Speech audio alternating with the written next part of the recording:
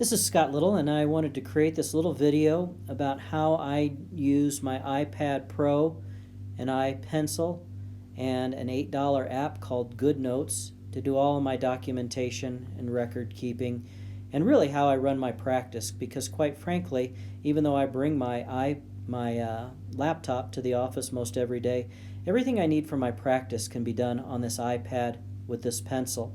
I have my note-taking app, a scanner, my calendar, a payment app, a camera, a video camera, voice recording app. Basically everything I need to run my practice I can use this iPad and the pencil and the apps. Specifically today I want to talk about how I use GoodNotes to do my documentation. And I want to say that this is just a standard note-taking app just like you would use for a college course, and basically you create a notebook which is analogous to a patient file, and I have created all sorts of forms that I need for my practice, both human and animal, and I upload all those forms to my Google Drive, saved as a PDF, and then import them into GoodNotes. And if I don't like a form, I recreate it. And anything I want to say, since it's not a paper file, I'm not killing trees, and if I want to redesign a form or something, I just do it and add it to the file, and I have everything I need right there in this app. So I have created forms for both humans and animals, and I have access to all sorts of different papers that I can put in, primarily notebook papers or blank sheets of paper. So, the purpose of our documentation is to tell a story. And so every patient has a notebook, and in that notebook I have all my forms. One thing I want to communicate is that because I'm using my iPad that has a built-in camera and video camera, if I want to take a picture of the animal for the file, if I want to take a video of them perhaps walking and demonstrate their vestibular posture or their ataxic gait or whatever, I can take a video and easily import that into the patient's file. So there's just a lot that you can do with this thing. So let me open up the app. It's this one in the lower left-hand corner with the pen and the paper, GoodNotes. And right now I have a blank thing. It's categories.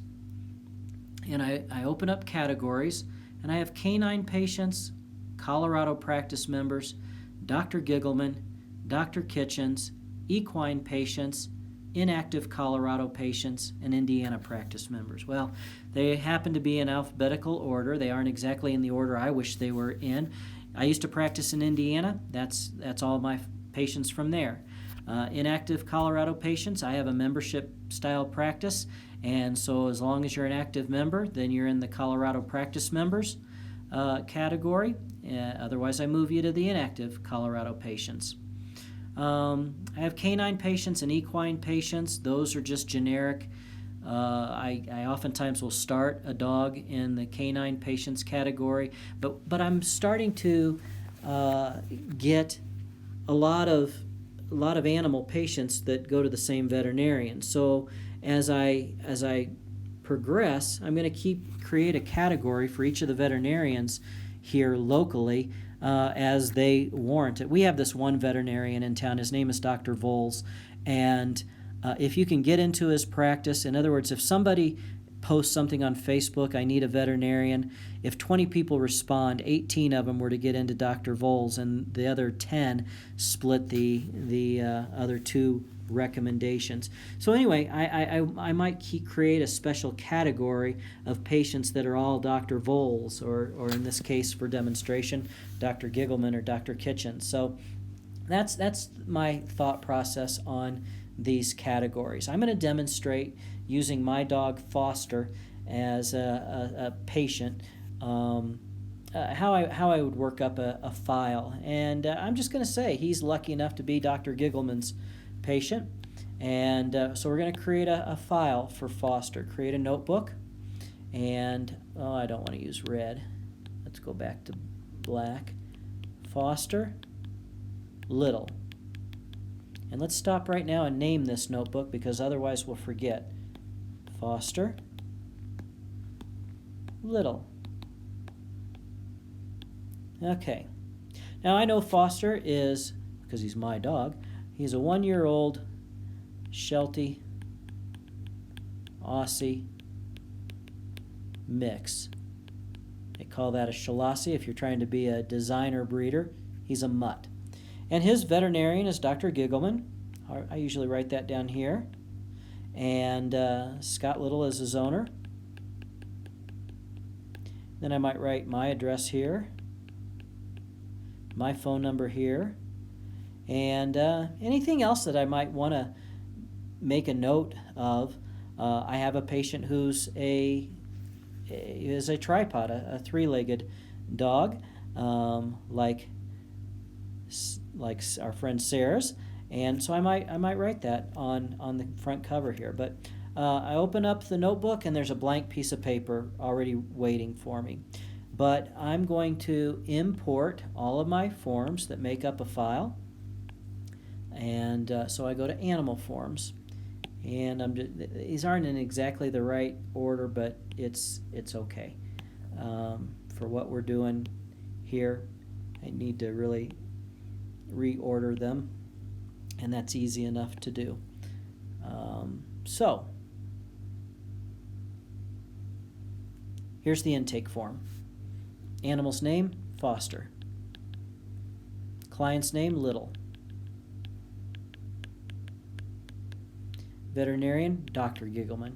Other vets, I might just put their last name, but Dr. Giggleman, I'm going to show extreme respect for. Hopefully even spell his name correctly and give him Dr. Giggleman. Address, email, phone, date of, let's just put the date of birth because I know that he was born 5/15/18 and Shalassie, designer dog, mutt. This form also serves as my terms of acceptance, and let's read what that says quickly. When a client seeks chiropractic care for their animal, it is important that both parties understand and agree the objectives of animal chiropractic. Chiropractic is not a medical procedure, and animal chiropractic no more replaces the need for prudent veterinary care than veterinary care replaces the need for chiropractic care. I understand that Dr. Little is providing chiropractic evaluation of my animal and not a veterinary examination or diagnosis. Animal chiropractic has one objective: the location and correction or adjustment of vertebral subluxation as defined by the chiropractic profession. This definition is different from the standard medical use of the term. For our purposes, chiropractic is defined, and I have the ACC definition of chiropractic and subluxation. I understand that Dr. Little uses chiropractic procedures deemed generally acceptable and customary, taught by Parker University Animal Chiropractic Program and examined by the American Veterinary Chiropractic Association. And then I need a disclaimer because some of this work that I do is biofeedback and considered experimental, and the state requires that I well, they don't require it yet, but there was talk that they might, and so I just want to be proactive and not disclose not hide anything. So I have a statement in there that some of the procedures I do are considered experimental. I understand that Dr. Little's assessment and care do not replace a veterinary examination or diagnosis, and that the very nature of chiropractic subluxation is one that the patient is better off without it. Therefore, regardless of medical condition or need for medical care, patient is better off with subluxations corrected. And owner will sign, date. Now I'm going to take the history. Foster, hurt, frisbee, limps, 2 days. Obviously, you can write all sorts of more stuff, but in the interest of time, we're going to breeze through that. And I have a form here, Animal Chiropractic First Visit Notes. I'll fill it out because these are going to be either the notes that I would have printed out and give to the patient at the end of the session, or I'm going to email it to them. We're not going to go over that right now. We have an intent to care form, and in the state of Colorado, I need to communicate with Dr. Giggleman within 24 hours that I'm intending to care for his patient. In Colorado, we don't need his permission, but we want his blessing. And I have a form that says, Dear Dr. Giggleman, wanted to communicate with you in regards to Foster Little, owned by Scott Little. I might just also say 1-year-old Sheltie Aussie mix. I have been asked to provide a chiropractic evaluation and care on the above patient. I have professional and legal responsibility to share that information with you as the patient's veterinarian. It is important to communicate that chiropractic never replaces the need for medical care. And then I say the objective of chiropractic is solely to analyze the patient for subluxation as defined by the chiropractic profession. As our definition may be different than the medical definition, it is important to define terms. And then, of course, I have the ACC definition of chiropractic and subluxation, a little blurb about homeostasis, the nervous system, subluxation, etc. And that I would like to share my findings and recommendations and prognosis with you, as I know we both have the patient's best interest in mind. Additionally, please know that I am completely certified and licensed by the state of Colorado to provide chiropractic care to both animals and humans. And so that is a form that I will email to Dr. Giggleman's office. Now I have my SOAP note. Patient is Foster Little 10/10/19. All other veterinarians just get their last name. Dr. Giggleman gets the doctor in front of his name. The objective of this animal chiropractic session is to locate and correct or adjust spinal subluxations or joint fixations elsewhere in the body. Again, ACC definitions. Chiropractic does not replace the need for medicine, and medicine does not replace the need for chiropractic. We don't compete, we complete. That's a statement that I want made on every chiropractic session, so I included in my SOAP note. Here's an SOAP, a subjective objective assessment and plan. I have animals here that I can mark on. However, I'm thinking of getting rid of these in the interest of being able to write stuff down here. And I also have a form that I can use, sort of bigger animals with right and lefts better, and I can jot down my findings and the segments I corrected there. So let's just say that on this session, I adjusted his atlas, his pelvis, and a medial scapula.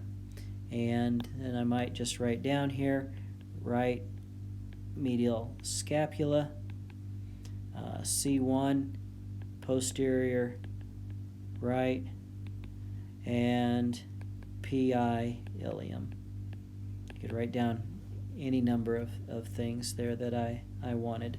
Coming back here, I'll write down stuff here, let's say 1 time per week for 3 weeks.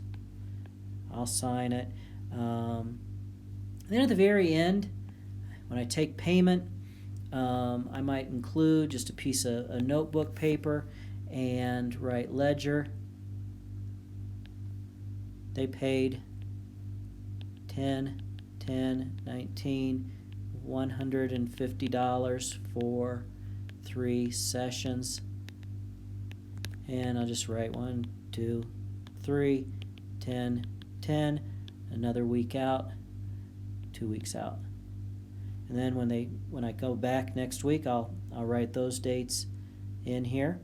And that's basically it. Now, keep in mind, I could have taken a picture with my iPad and included that in here.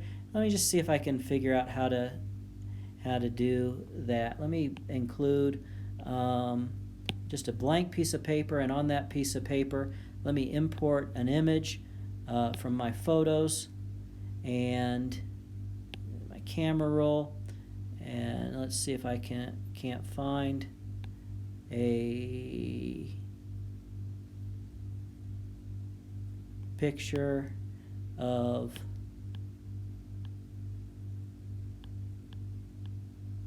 this isn't Foster, but let's just put this dog in here and save that. And so now I have a picture of the dog in my file. I could have also included a video of watching them walk with an ataxic gait or something like that. Anything that I would want in here.